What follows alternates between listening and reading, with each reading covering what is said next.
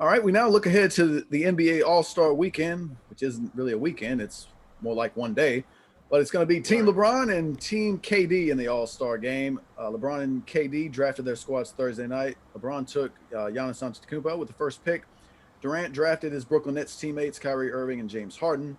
The game will feature four first-time All-Stars in Zion Williamson, Jaylen Brown, Zach LaVine, and Julius Randle.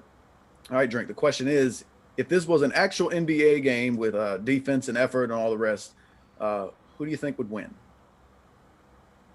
Okay, so Team LeBron. I'm going Team LeBron, and here's why. Here's my logic behind it. I'm looking at this and I say, okay, this is an all-star game, so all these guys play at a high level. So it's no scrubs in this game per se, right? All right, so what separates these guys? All right, let's try NBA MVP. Let's say NBA MVP first. So I'm looking at Team LeBron. All right, so you got LeBron, multiple MVPs. You got Durant, a MVP. All right, cool. Then if you go to the other starters, you got Giannis for Team LeBron, Giannis MVP, Steph Curry MVP, right? You got Luka Doncic, a guy that a lot of people was putting in the MVP conversation that we're saying, 5 years from now could possibly, be one of the faces of the NBA. All right, cool. Then you got Nikola Jokic. I think he's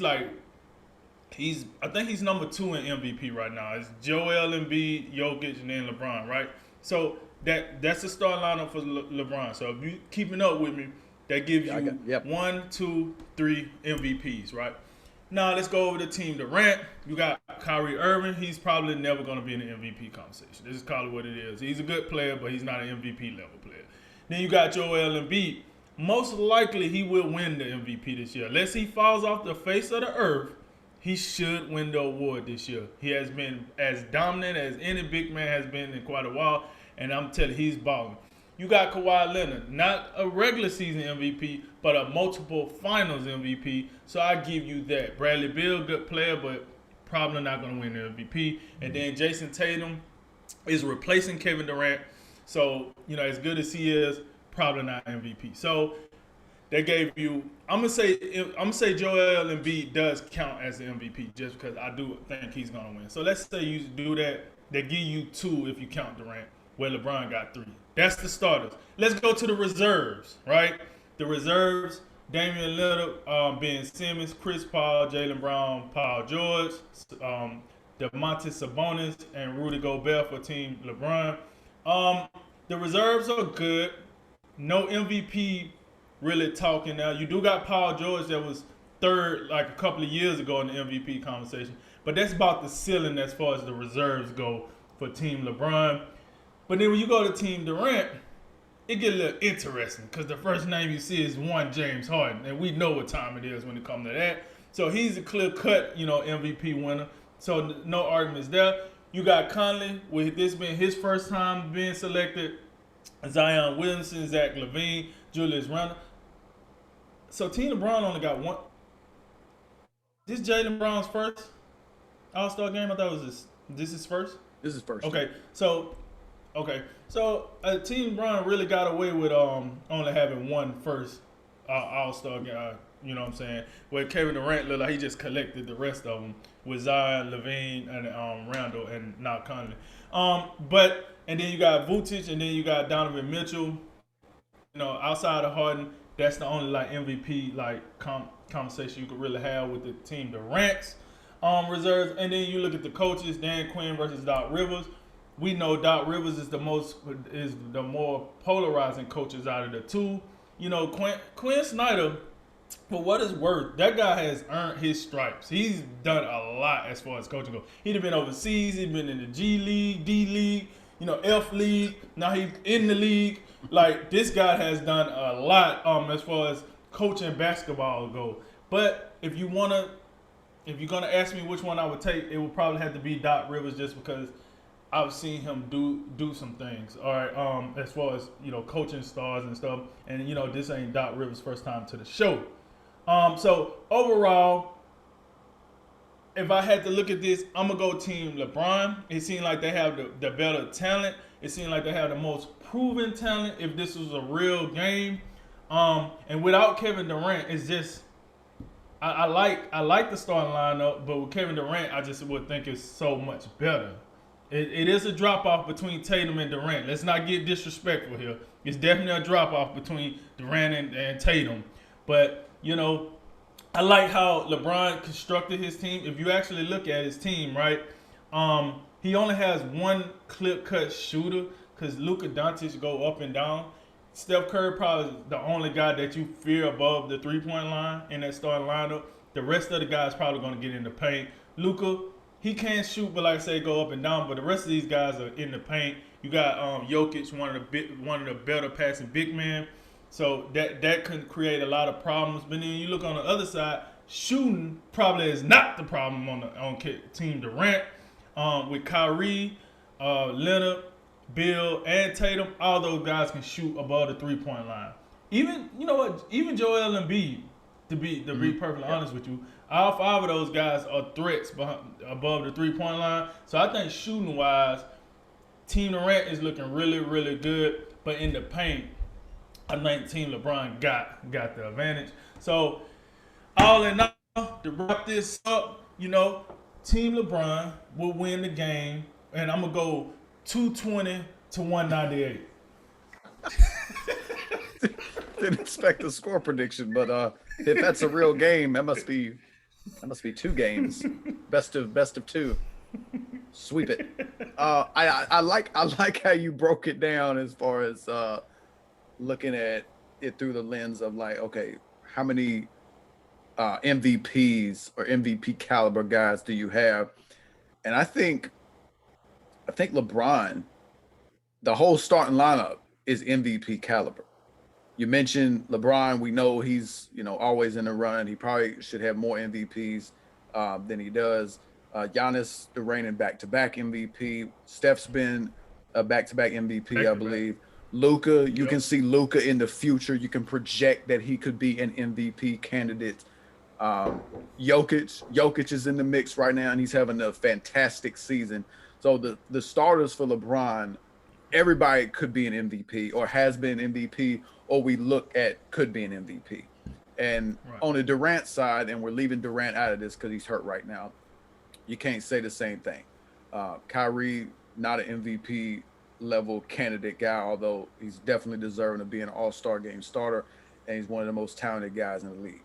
Embiid is showing he's finally maybe putting it all together, having that, we've been waiting for it. It's been processing for years, but now Embiid, which is good to see because he's definitely, when I look, it's always Embiid, Ben Simmons. I'm a Joel Embiid guy.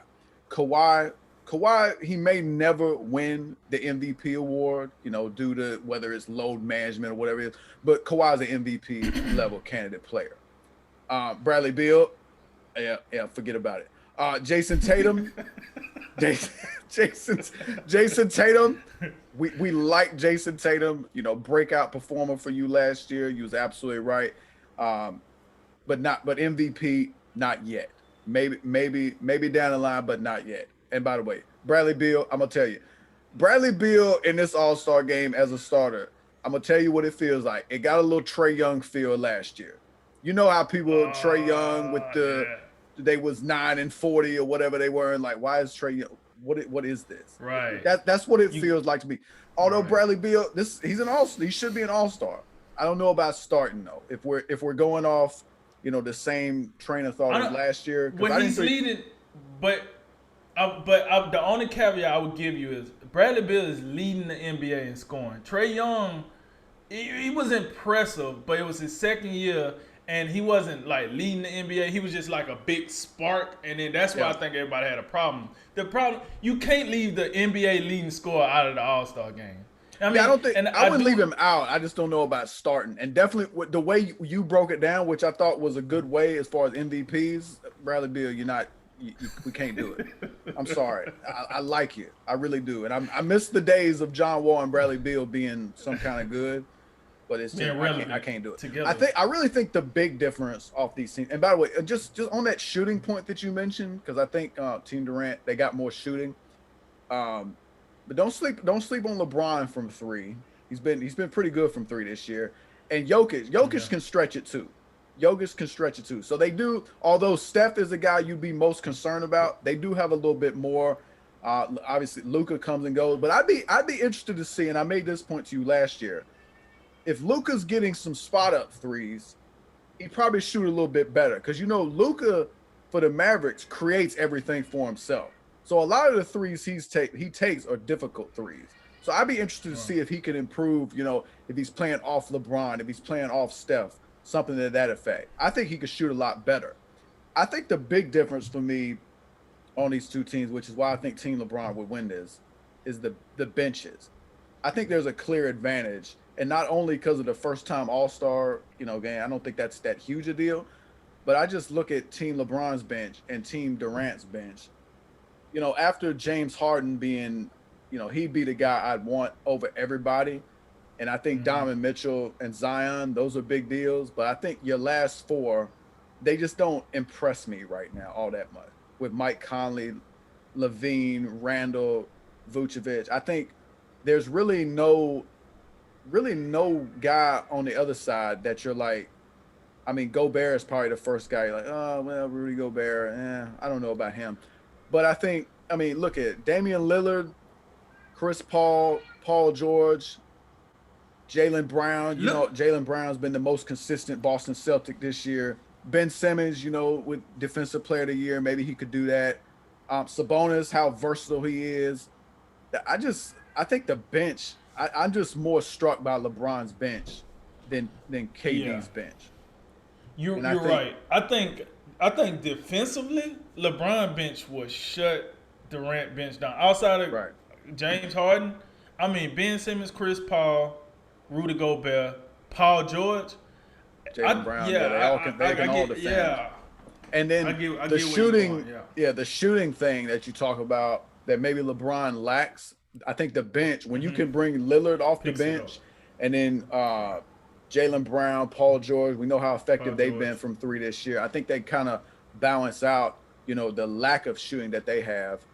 And I think, I think as always, if KD played, you might say it a little different story, but as it's constructed right now and based on who's healthy, I think the bench, and then, the way we broke it down as far as who the MVP angle to it. Yeah, I think the LeBron team has a big advantage. And this is LeBron, we know he always picking these teams. I'm getting sick and tired of whoever's picking the other team, whether it's Giannis or KD. I don't know how they get suckered into losing this bad and picking these teams. Because remember, we talked about Giannis's draft in last year. I didn't think it was all that good. Giannis' draft was terrible. I don't think KD's was terrible, but Giannis was bad. It's not terrible, but then as we break it down, we're like, hey, LeBron got a decided edge over here. What is this? I would have posed this to you as well because I thought this was interesting. What do you make of the LeBron comment about the Utah Jazz guys because I think it's pretty ridiculous that Donovan Mitchell was like the second to last pick, and LeBron said because he picked Sabonis, Mitchell, and Gobert were the last three. He picked Sabonis, and he says, "Come on, guys! Like growing up playing video games, nobody ever played as a Jazz." What'd you make of that? Because I thought it was a little disrespectful. Well, yes, but I thought the disrespectful part was this. Hey, man, I really need some size. Sabonis. He picked Sabonis over Gobert, but he needed size. I thought that was. But I'm gonna tell you this, and I heard these rumblings, and I think this is some truth to this. LeBron is messing with Utah. Why? Because Utah's the number one seed, but they're crying right now. They're crying a lot. Donovan Mitchell had that meltdown, and then Gobert get this meltdown. They're crying a lot. So now LeBron is saying, "Listen, it's not our fault that you went to Utah. Karl Malone is one of the best scorers to ever play this game. John Stockton is one of the best players to ever play this game. One of the best passers to ever play this game. But we ain't picking no Utah players, man. we just don't look at Utah like that." I think he's being honest, but I also think he's sending a message to them. Yes, you're number one in the West, but nobody believes in you. Nobody cares. So you know what? You're going to be the last ones picked. But then what happened? Now we got a follow-on action. Somehow Mike Conley came in this whole conversation, right? So you can cry about the lack of respect that you get in the NBA, but now you're the only team with 3 All-Stars. Well, Brooklyn got 3 All-Stars too. But nobody else in the West have 3 All-Stars.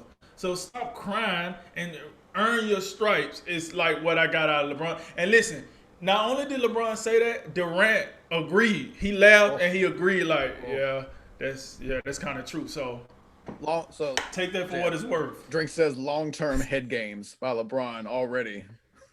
Listen, because nobody believes in Utah. Why not? Yeah. LeBron is a smart guy. He know what it takes to, April, May, June. We talked about that, right? He know what it takes. He start pulling them threads because Gobert, maybe not Mitchell so much, but Gobert you can play head games with Gobert because he already feel like he's undermined and disrespected and da-da-da-da. You can play head games. Like, yeah, you are undermined because you can't do nothing but block the rim. So you can't play defense. You're irrelevant. You know what I'm saying? So I think it is a strategy to that.